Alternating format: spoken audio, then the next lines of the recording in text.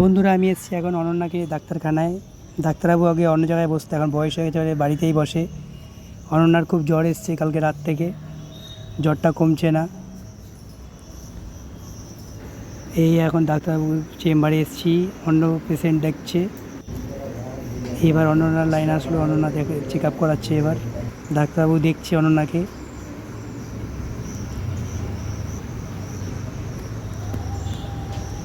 অনন্যা তাকাচ্ছে এবার আমার দিকে, আমি ভিডিও করছি।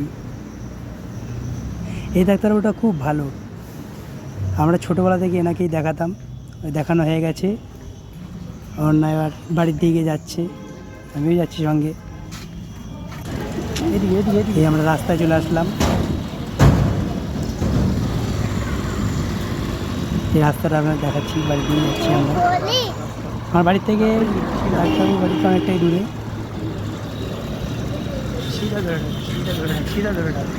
আমরা যাচ্ছি এখন বাইকে।